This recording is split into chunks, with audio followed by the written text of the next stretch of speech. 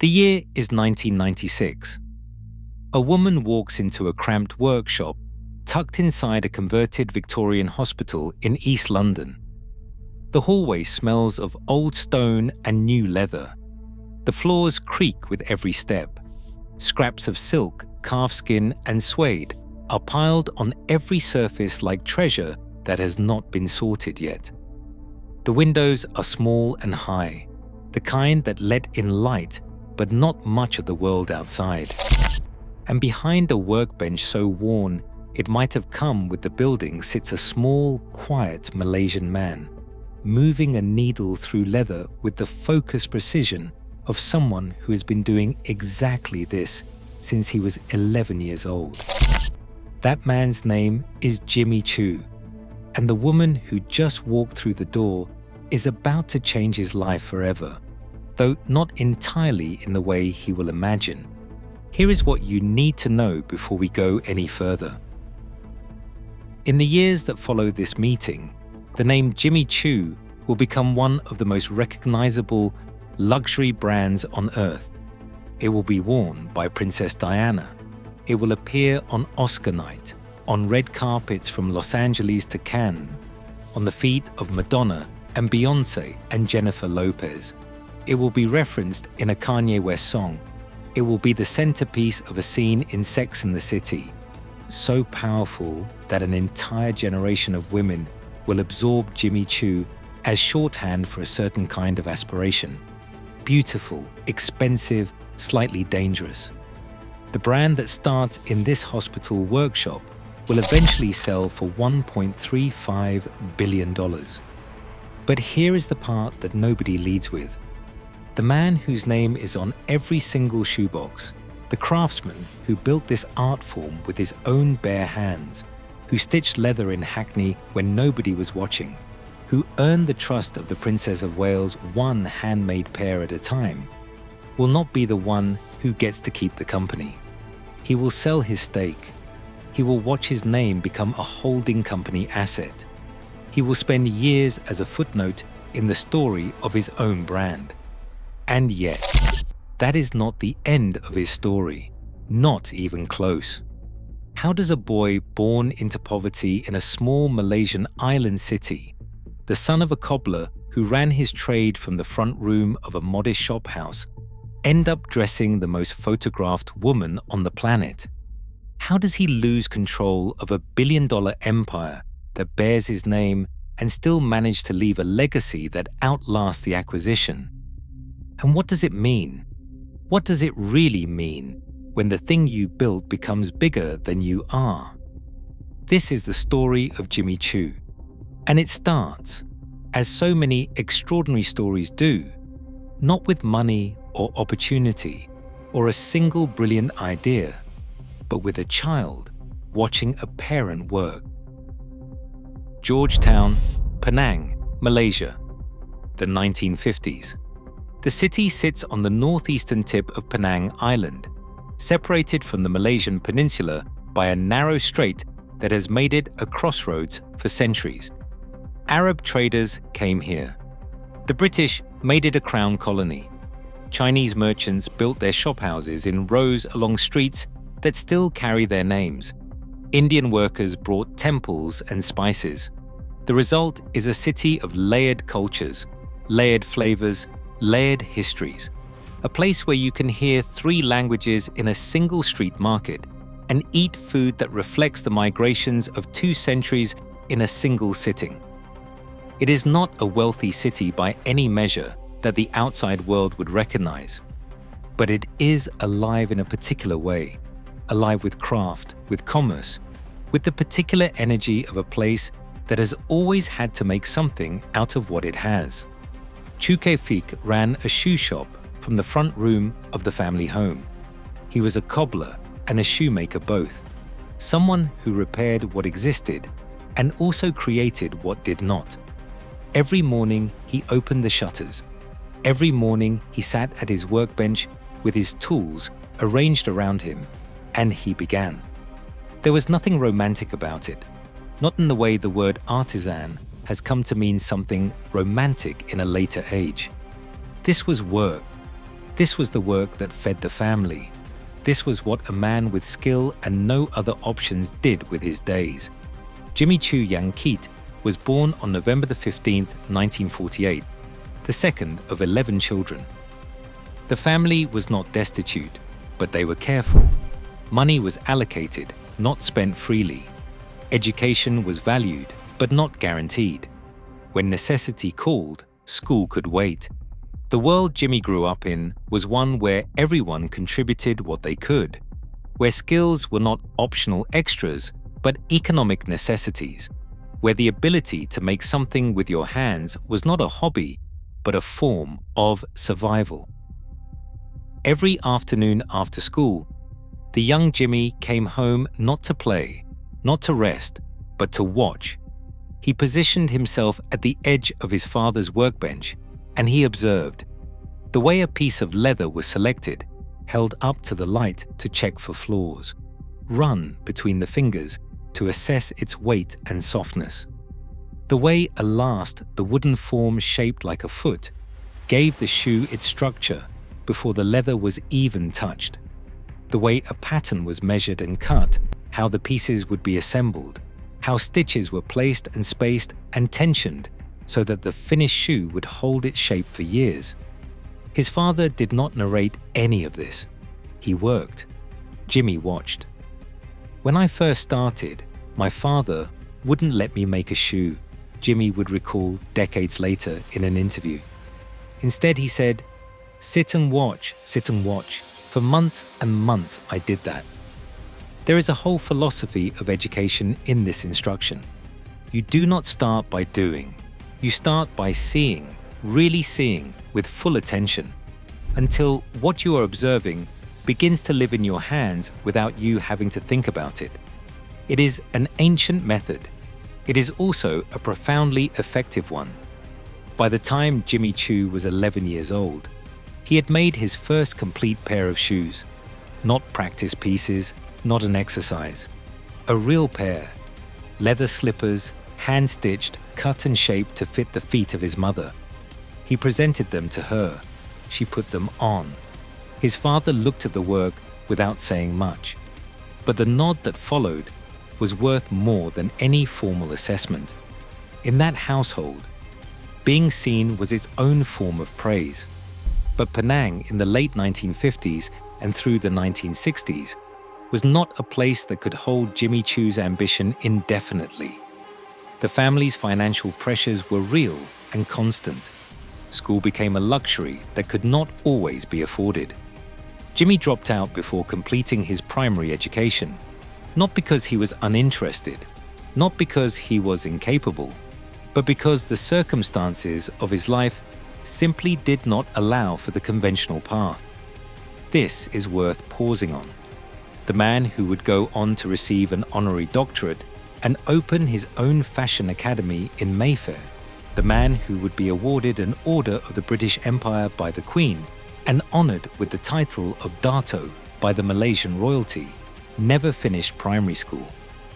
When people speak about barriers to success, they sometimes mean structural disadvantages that make the climb harder.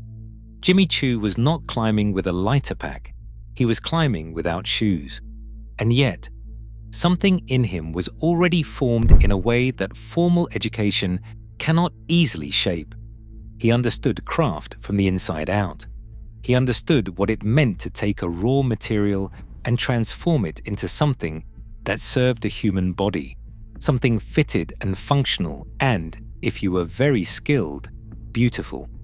He knew the difference between a well-made shoe and a poorly made one, in a way that most people never learn, because most people never have to.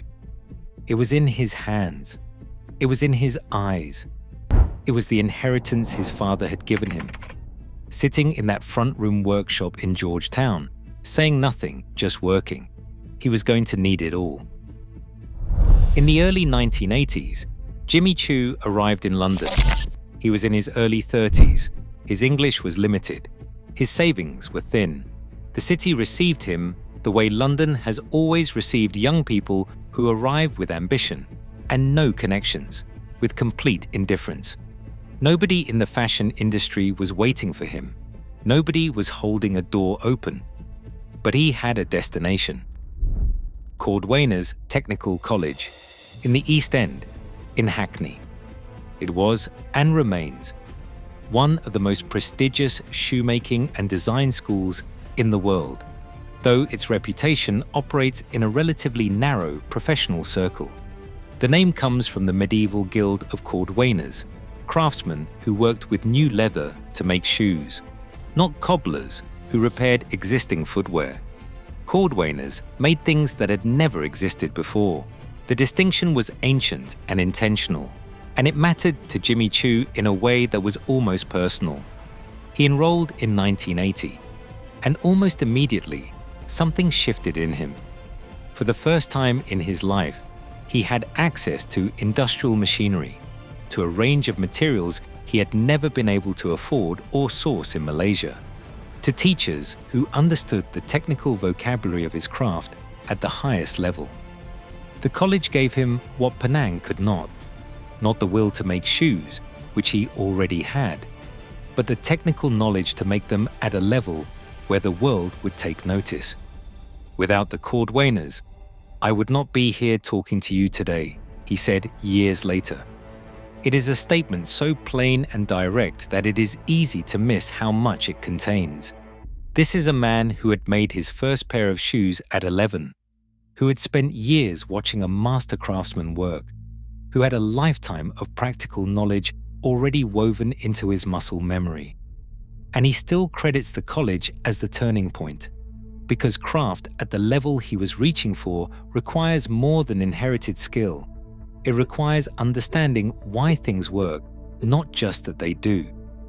He graduated in 1983, and then he did something that almost nobody in his position would have had the confidence to do. He opened his own shop. Most graduates look for employment. Most people who arrive in a foreign country with limited language and limited capital look for the safety of a salary. Jimmy Choo looked for space. In 1986, he found it in the most unlikely of places. The Metropolitan Free Hospital in Hackney, a Victorian institution that had closed its wards and been converted into studio and workshop space for artists and craftspeople, had a room available. It was not glamorous. There were no aspirations of glamour in it. It was 4 walls, high ceilings, cold floors, and enough room for a workbench. He rented it. He set up his tools. He opened for business. His operation was entirely bespoke from the beginning. Custom shoes made entirely by hand, fitted personally to each client. There was no ready-to-wear component, no off-the-shelf product, nothing that could be replicated without Jimmy Choo sitting down with you and learning the shape of your foot. Every pair was a different problem. Every client was a different conversation. This was the opposite of scale, and he knew it, and he did not care. He was making the kind of shoes he believed in. Word began to spread, the quiet, persistent word of mouth that moves through networks of discerning people who know each other. One satisfied client mentioned him to another. A tailor recommended him. A stylist noted his name.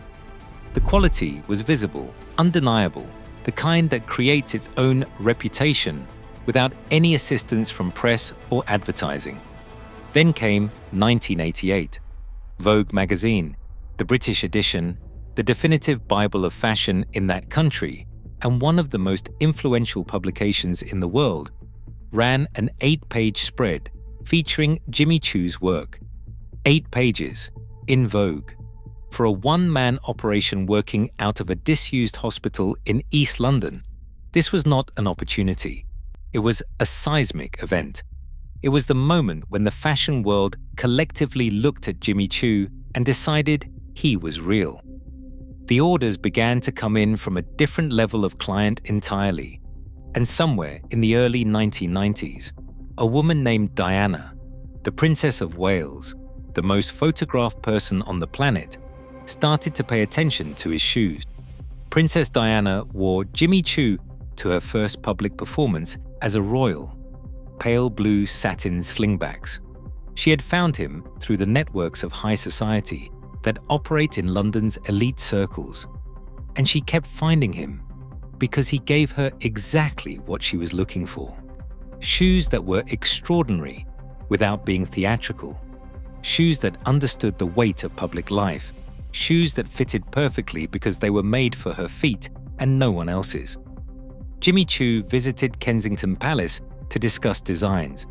He sat with the princess and talked through her schedule. A state visit here, a hospital opening there, an international trip where the photographs would be studied by 1 billion people. She was, he has consistently said, unlike any expectation. Extraordinarily down to earth. She never complained about fit. She never said a shoe was too tight or too uncomfortable, which, from someone who wore shoes in front of the world's cameras for hours at a time, was itself a testament to the quality of the fit.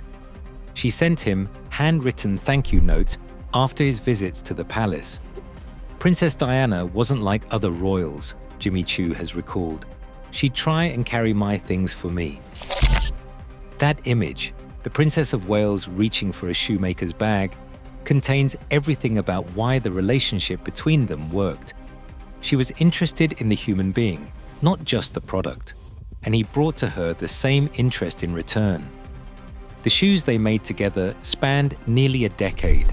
Black velvet flats with a bow at the toe, two-tone heels in green and navy, pale satin for evenings, practical elegance for days when the cameras would find her, and she needed to be completely, quietly right. Each pair was a conversation between a craftsman who understood what shoes could do and a woman who understood better than almost anyone alive what it meant to be looked at. In the summer of 1997, Diana placed her final order with Jimmy Choo. Flat pumps in V-cut Italian silk file, the fabric sourced from Joel & Sons, the Queen's own fabric supplier, ordered in especially for the commission. Jimmy Choo had the shoes finished. They were waiting. Diana died in Paris on August 31st, 1997. The shoes were never collected. That pair of shoes has stayed with Jimmy Choo for nearly 30 years. He has spoken about them in interviews with a quiet directness that does not reach for meaning. He simply states the fact and leaves the listener to feel its weight.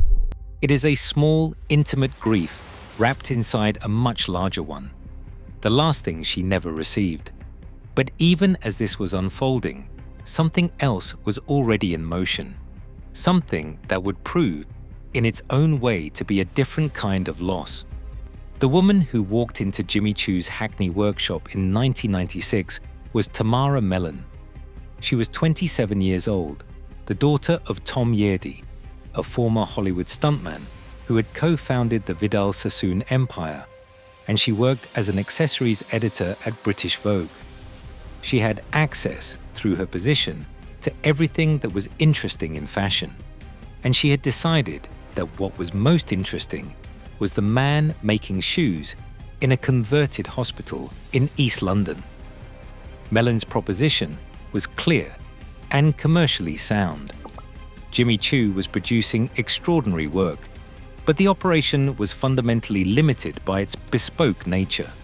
Every pair required his personal time, his personal attention, his personal presence at the fitting.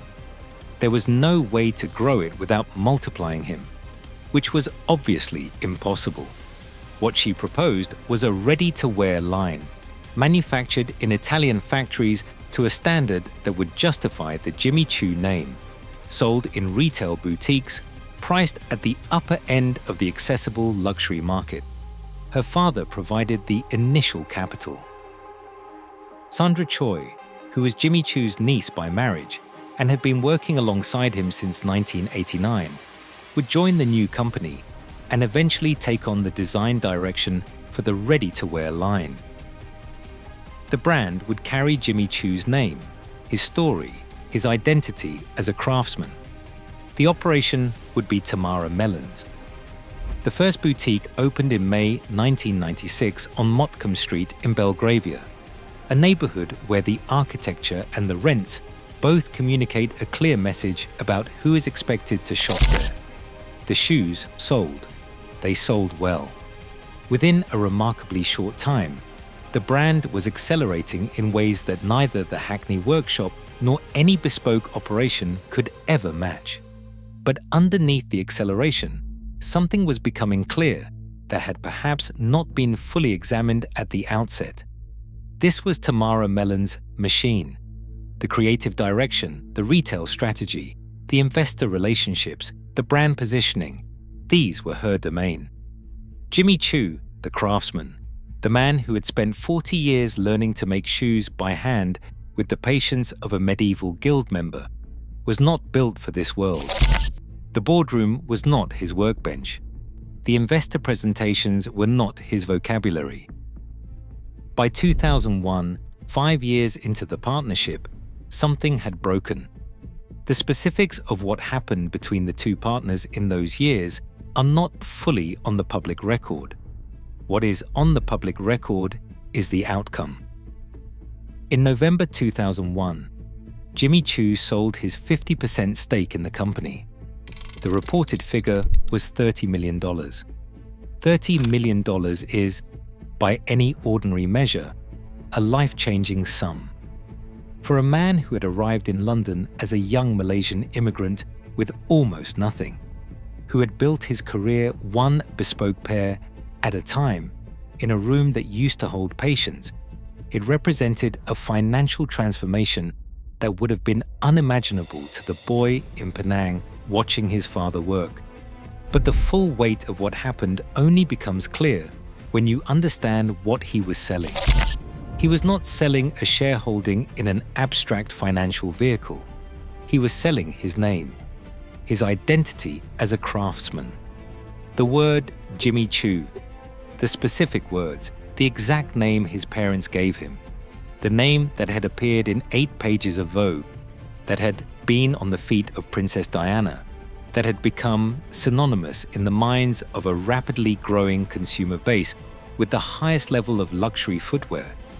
Those words now belong to other people.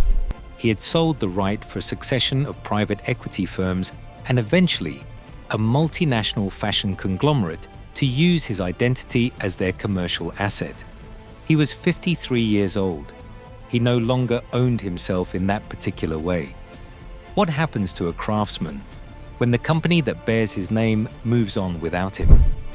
This is not a question that business journalism asks very often, because business journalism tends to follow the money, and the money went with the brand. But it is the more interesting question. The brand continued, and it continued at a pace and scale that would have been impossible to predict from that Hackney workshop. In 2001, Phoenix Equity Partners came in. In 2004, Lion Capital acquired a controlling stake. In 2007, Towerbrook Capital Partners bought the company. In 2011, Labalux, a division of JAB Holdings, the Luxembourg investment vehicle behind some of the world's most significant luxury and consumer brands, purchased Jimmy Choo for approximately £500 million. That same year, Tamara Mellon departed, selling her stake for a reported $135 million. In October 2017, Michael Kors Holdings Limited completed its acquisition of Jimmy Choo plc for $1.35 billion. The company subsequently renamed itself Capri Holdings, a group that now includes Michael Kors, Versace, and Jimmy Choo as its 3 principal brands. Jimmy Choo alone now generates revenues approaching $600 million annually. The trajectory of those numbers is staggering.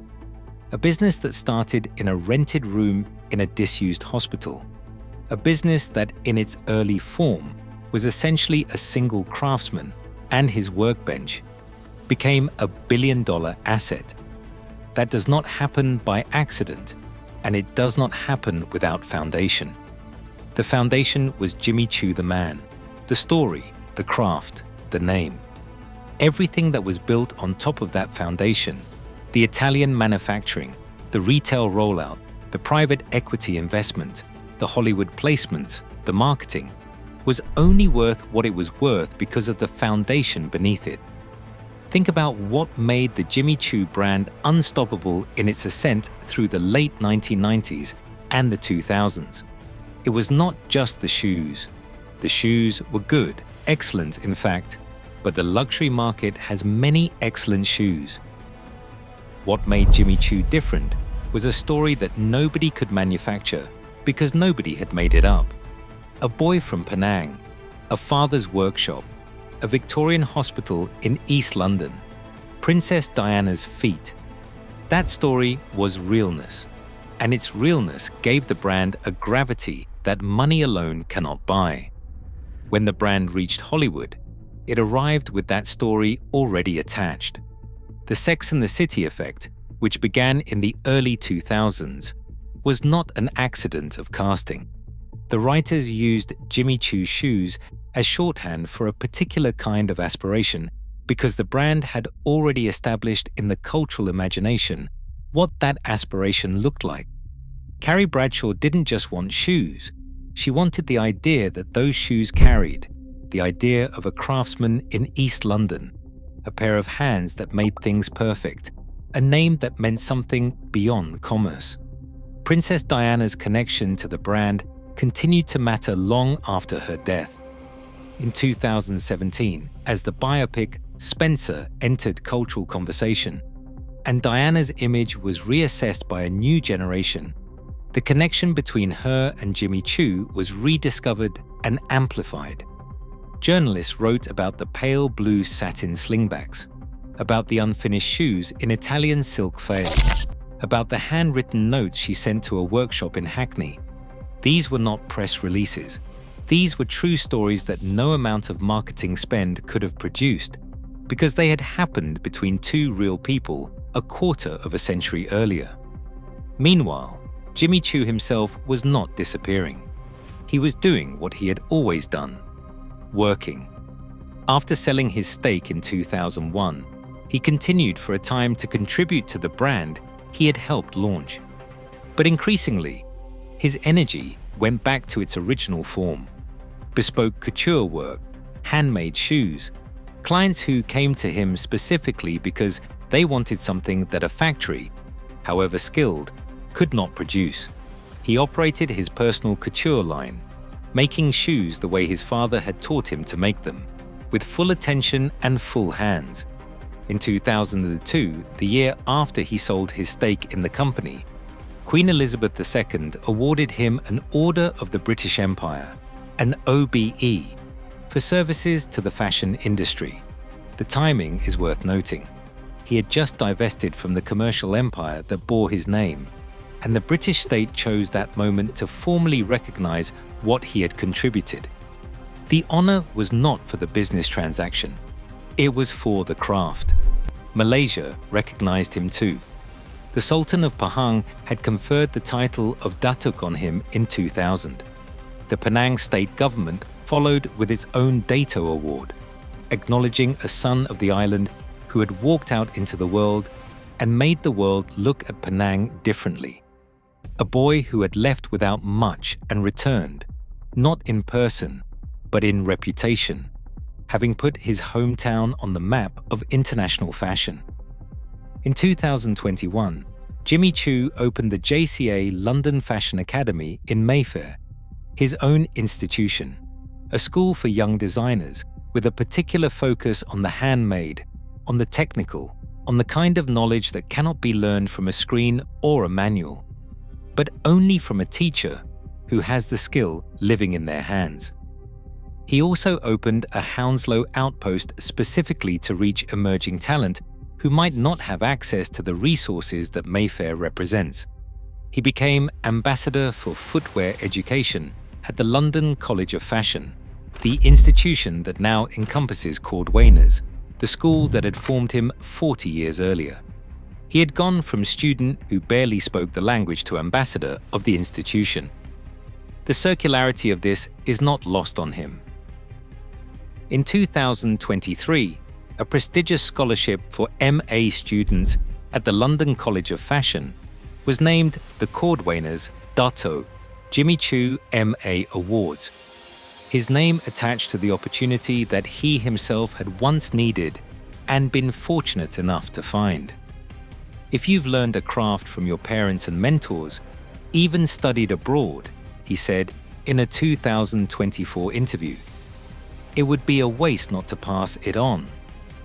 This is not a man performing generosity for the cameras. This is a man who understood from childhood that knowledge only has value if it moves forward, that the chain from his father's workbench to his own hands to the students in his academy is the real story of what he has built. If you don't create something new and not love what you do, he has said in numerous interviews over the years, it is very difficult to succeed. He has been saying this in different forms for decades because he has tested it against his own life from every possible angle, the loving, the creating, the losing, and the building again. At 77, he is still at the workbench, still teaching, still making, still in conversation with the materials and tools that have been his language since he was a child in Georgetown, watching his father's hands move. Consider what this story actually contains. A boy in Penang in the 1950s learns a craft by watching, in silence, for months. He drops out of school. He crosses the world with almost nothing.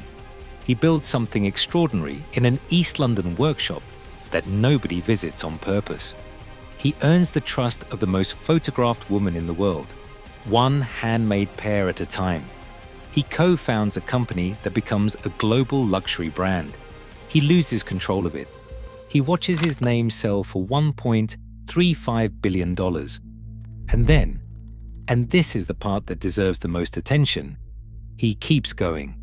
He keeps making shoes. He keeps teaching. He opens a school. He returns to the institution that once gave him the chance he needed, and he gives it back. He does not fade into wealthy retirement. He does not become bitter. He does not spend his remaining years explaining to interviewers how he was wronged. He does what craftsmen do. He continues the work. In an industry that is permanently chasing the next thing, that forgets its own history with an efficiency bordering on contempt, Jimmy Choo is something genuinely rare, a reminder that the thing underneath the brand, the actual craft, the actual skill, the actual human knowledge carried in the hands of a specific person is the irreplaceable thing. The brand can be sold. The name can be trademarked. The boutiques can be opened and closed and refitted. But the knowledge of how to make a perfect shoe, the knowledge that begins with a child watching a parent work and ends only when the craftsman stops, cannot be acquired by any company at any price. There is a pair of shoes in Italian silk faille, V-cut, flat-soled, made for a woman who never came to collect them.